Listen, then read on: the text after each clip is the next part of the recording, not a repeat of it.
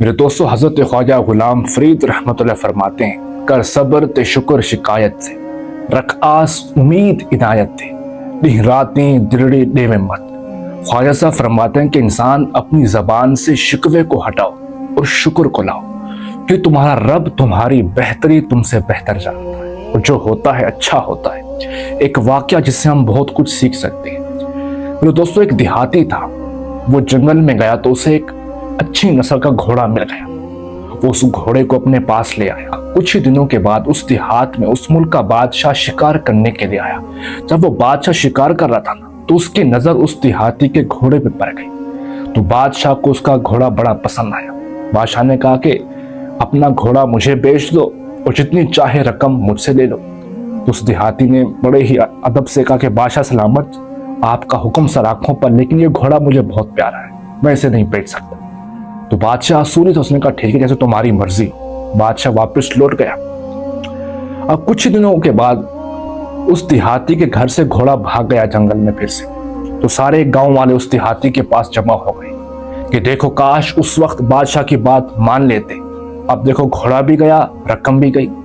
تو اس دیہاتی نے کہا، وہ بڑا صبر والا تھا، جو ہوتا ہے بہتر ہوتا ہے۔ کچھ ہی دنوں کے بعد وہ گھوڑا جنگل میں سے اپنی نسل کا ایک اور گھوڑا بھی اپنے ساتھ لے آیا۔ اب اس کے پاس 2 اچھے گھوڑے ہو گئے۔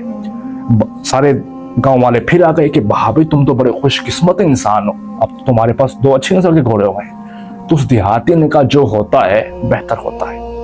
اس دیہاتی کا ایک بیٹا تھا جسے بڑا شوق تھا گھوڑ سواری کا، ابھی گھوڑ سواری سیکھ رہا تھا۔ ایک دن وہ گھوڑے پر سوار ہوا اور چل پڑا۔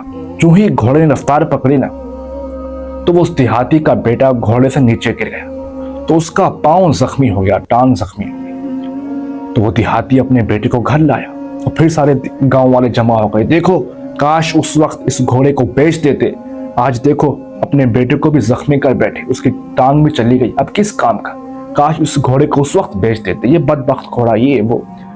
دیہاتی نے کہا جو ہوتا ہے بہتر ہوتا ہے، صبر رکھو۔ اب دیکھیں، اسی ہی ملک کے بادشاہ پر کسی اور ملک کے بادشاہ نے حملہ کر دیا، اور جب حملہ کیا تو بادشاہ کو فوج کی انتہائی سخت ضرورت تھی۔ بادشاہ نے اپنی فوج کو بھیجا اور کہا ہر دیہات میں سے نوجوانوں کو لے کے آؤ، زبردستی لے کے آؤ۔ اب ہر دیہات میں گئے، ان نوجوانوں کو اٹھایا، اس کے دیہات میں بھی آئے دیہاتی کے، اب ہر گھر میں سے نوجوان اٹھانے لگ گئے۔ اب جب اس دیہاتی کے گھر گئے نا، تو اس کا تو بیٹا زخمی تھا، وہ اس کے کسی کام کا نہیں تھا فوج کے، تو دیہاتی کے بیٹے کو چھوڑ دیا۔ باقی ہر گھر میں سے جتنے بھی نوجوان تھے سب کو لے گئے۔ اب جو ہے دیہات میں کوہرام تھا۔ اب وہ دیہاتی باہر نکلا، اس نے کہا میں نے کہا تھا نا کہ جو ہوتا ہے بہتر ہوتا ہے، اگر اس دن میرا بیٹا گھوڑے سے نہ گرتا، اس کا پاؤں زخمی نہ ہوتا، تو اسے بھی بادشاہ کی فوج اپنے ساتھ لے جاتی۔ میں نے کہا تھا نا کہ جو ہوتا ہے بہتر ہوتا ہے، اللہ کے فیصلے کو قبول کیا کرو۔ وقتی طور پر لگتا ہے کہ یہ کیا، لیکن اس کے فیصلے سب سے بہتر ہوتے ہیں۔ جب وہ آزمائش دیتا تو کوئی بہتری ہوتی۔ اس نے کہا گاؤں والے غلطوں سے سیکھو، میں نے زندگی میں صبر سیکھا ہے اور اس لیے پروردگار مجھے کامیاب کرتا ہے، تم بھی اپنے اندر صبر لے آؤ۔